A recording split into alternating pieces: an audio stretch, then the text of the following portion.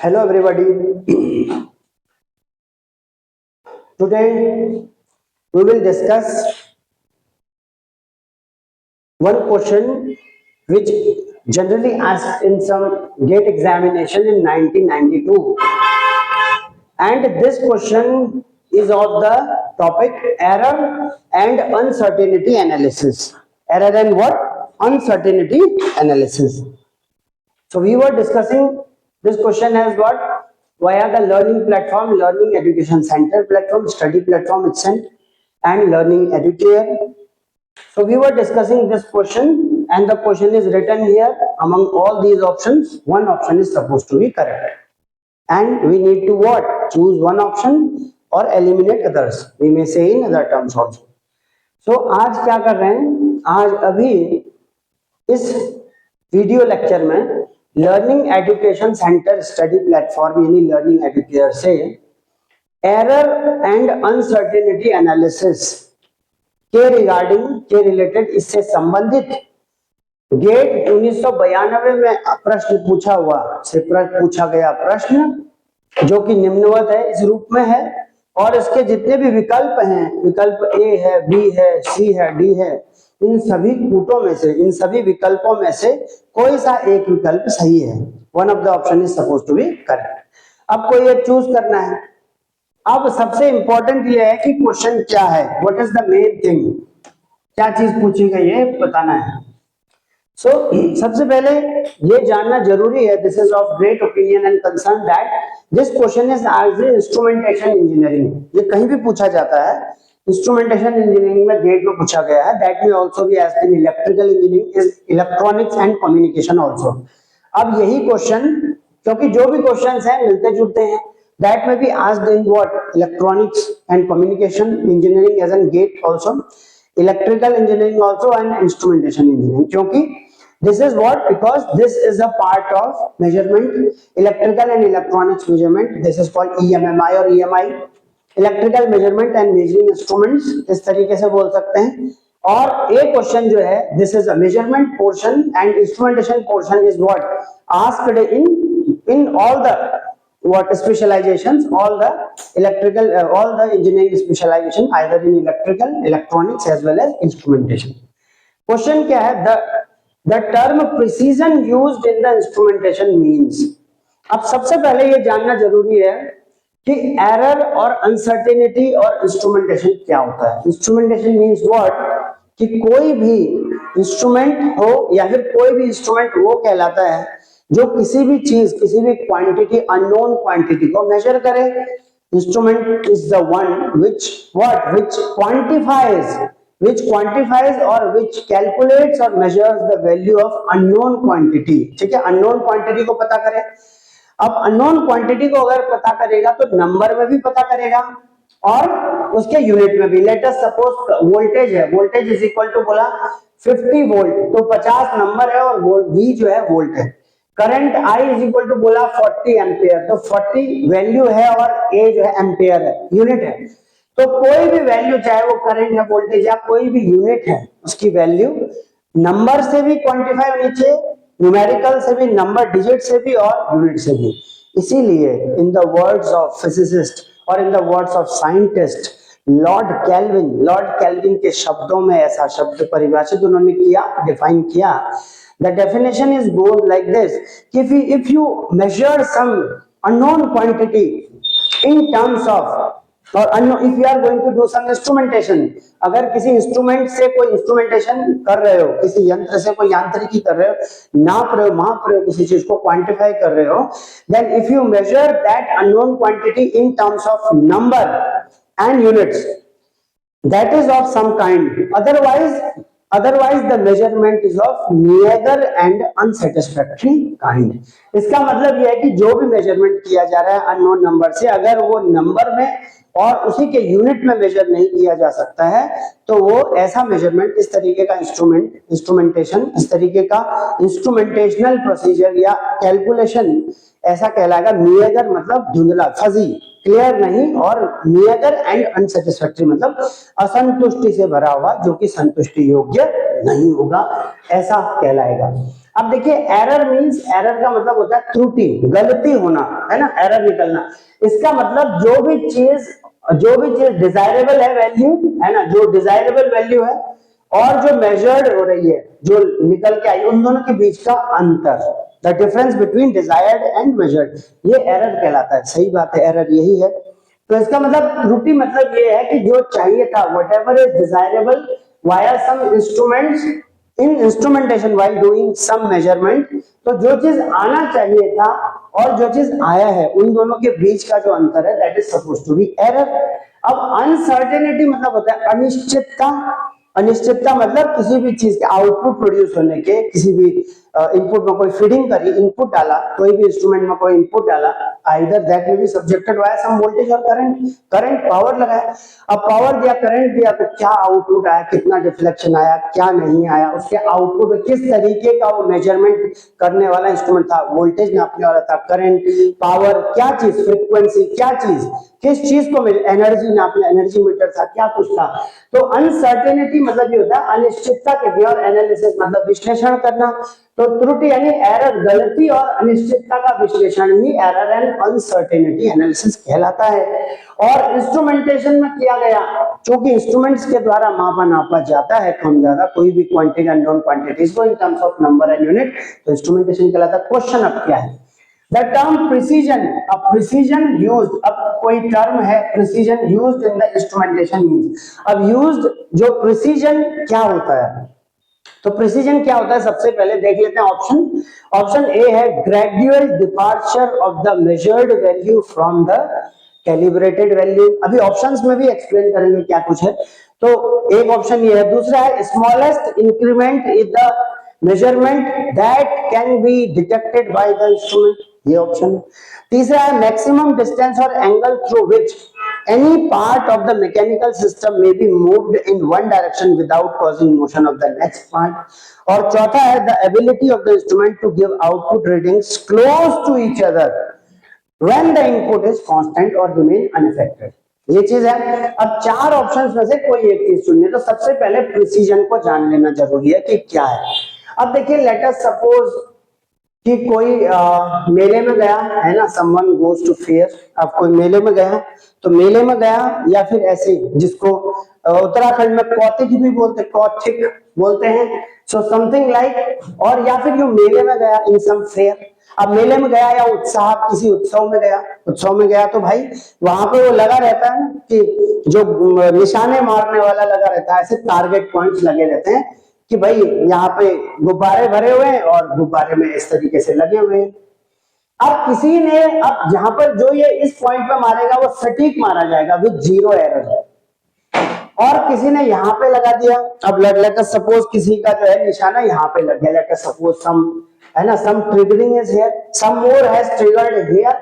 अब किसी ने ट्रिगरिंग यहाँ पे लगाई, किसी ने यहाँ लगाई, किसी ने यहाँ लगाई, किसी ने यहाँ लगा दी, है ना। और यही चीज अगर देखा जाए कि पहले कभी क्या होता था कि जो भी बॉर्डर एरियाज हैं उनमें, अब कभी पहले होता था, अब तो ऐसा पता नहीं भी होता है, पहले बॉर्डर एरियाज में ट्रेनिंग बताने वाले आते थे, वहां पर जितने भी सिविलियंस है उनको भी गोली चलाने की ट्रेनिंग सिखाई जाती थी, ताकि वो कहीं ना कहीं क्या करें, वो रक्षा के रूप में, है ना, for the cause of security civilians भी तैयार हैं। ऐसा बचपन में कभी देखा था। जब ऐसा होता था तो मान लीजिए लास्ट जब फायर राउंड होता था या टारगेट राउंड या ट्रेनिंग को ऐसे एनालाइज करने वाला कि कितना सिखाया, तो कितने perfect, how much perfection that has been done in that training, जब ऐसा जाना जाता था तो भाई कोई यहाँ पे कंप्लीट एब्सोल्यूट टारगेट पे मार दे, कोई यहाँ पे, कोई यहाँ पे, कोई पत्ते, कोई पेड़ गिरा देता था, है ना, पेड़ ऊपर मार देता, ऐसा कुछ भी। तो कहने का मतलब दिस इज कंप्लीट एक्यूरेट, ये वाला टारगेट जो है, जो जहां पे लगा है वो एक्यूरेट है, क्योंकि वो वहीं पे लगा है जहां पे डिजायर्ड है।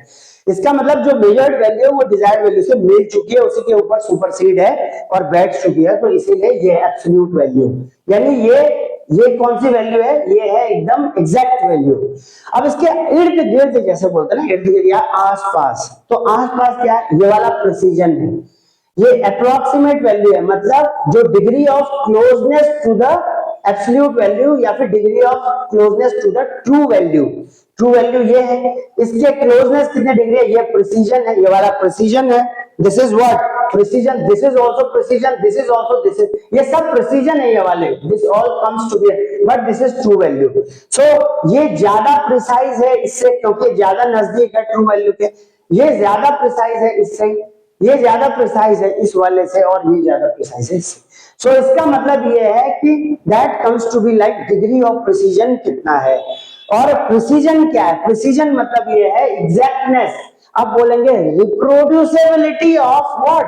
Reproducibility of again the input values, मतलब बार बार किसी चीज का ट्रू वैल्यू के इर्द गिर्द ज्यादा बार बार आना, इसको बोलते हैं प्रिसीजन बोलते हैं, है ना। तो इसीलिए प्रिसीजन और एक्यूरेसी में यही अंतर है, प्रिसीजन और एक्यूरेसी में यही अंतर है कि एक्यूरेसी एग्जैक्टली ये ट्रू वैल्यू के ऊपर सुपरसीड हो जाना किसी मेजर्ड वैल्यू का, और किसी भी मेजर्ड वैल्यू पर ट्रू वैल्यू के इर्द गिर्द आना उसे प्रिसीजन कहते हैं।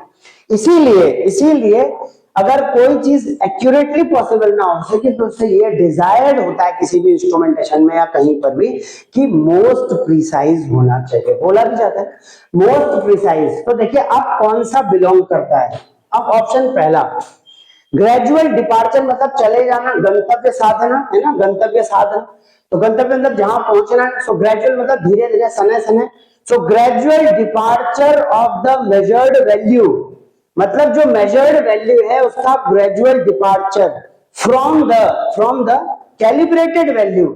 अब देखिए कैलिब्रेशन क्या कहलाता है? कैलिब्रेशन मतलब ये होता है कोई अननोन क्वांटिटी है, कोई नोन क्वांटिटी है, और नोन क्वांटिटी के रेफरेंस में अननोन क्वांटिटी को नापना या मेजर करना। जैसे फॉर एग्जांपल मार्केट में बोला भाई 1 किलो चीनी दे दो, 2 किलो, आजकल चीनी कितना है कि दाम बढ़े हुए है ना, आजकल चीनी के, गुड़ के, जैगरी के बहुत दाम बढ़े हुए हैं।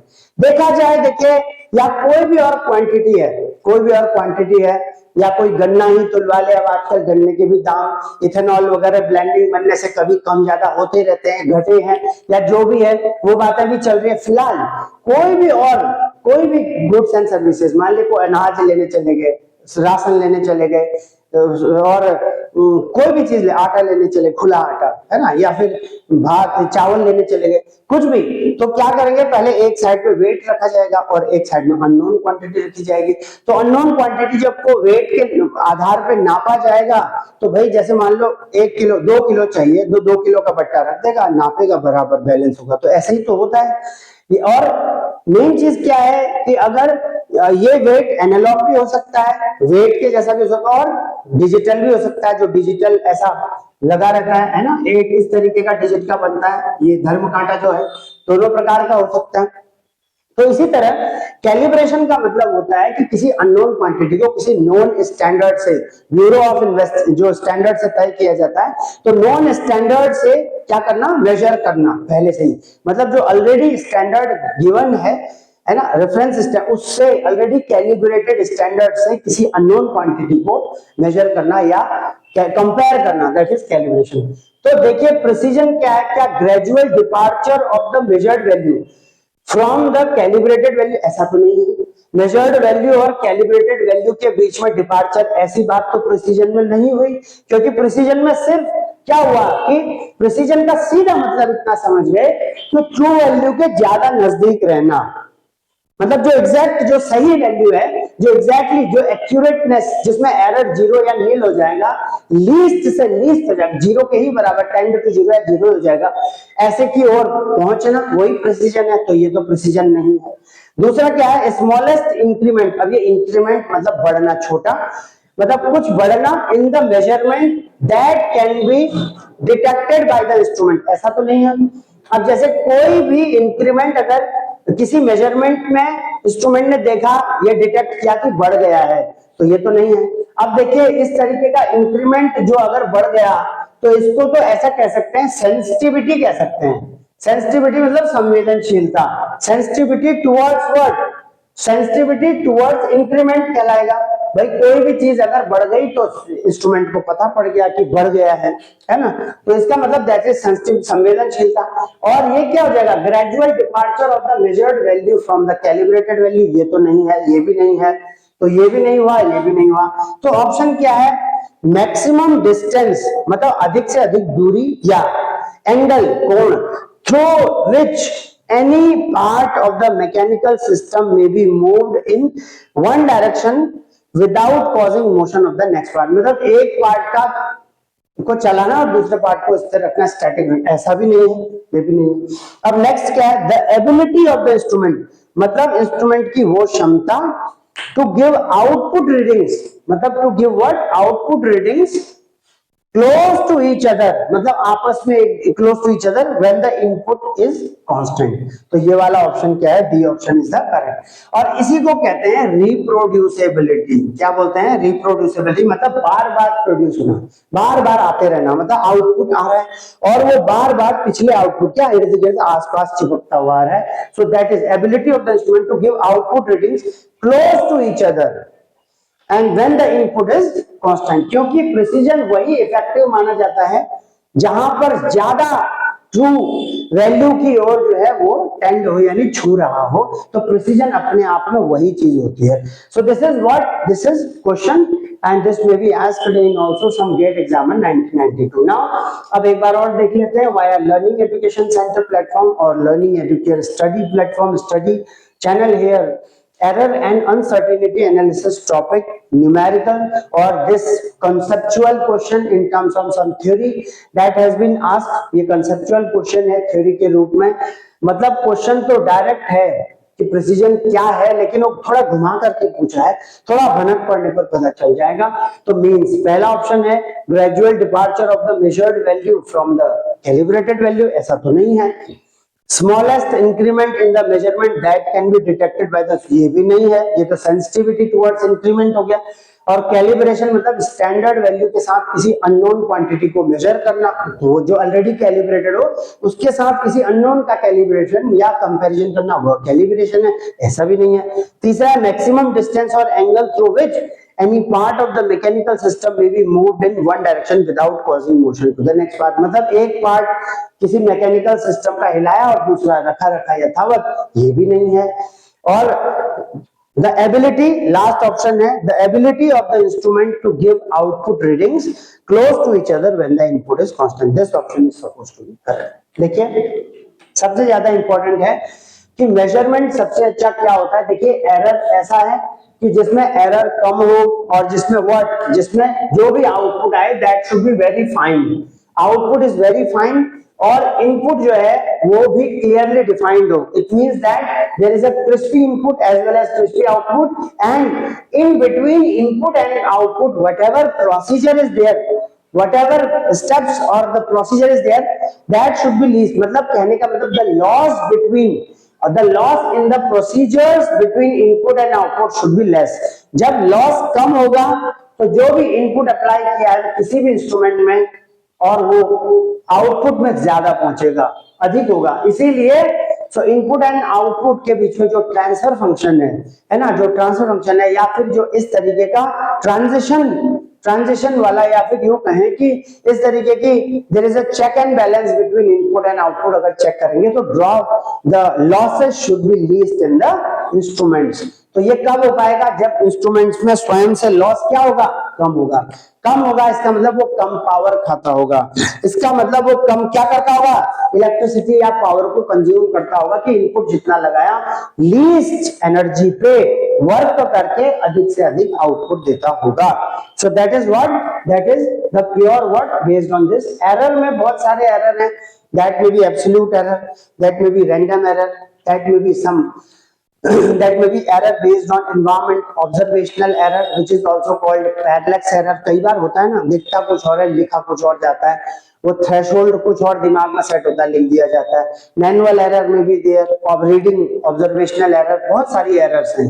There may be many kinds of observation और एनवायरमेंटल एरर में भी देयर और some instrumental error, instrumentation error, this too। So these are called, this is the part of what error and uncertainty analysis। As soon we will move further in some more questions, we will see more concepts regarding this with different subjects also।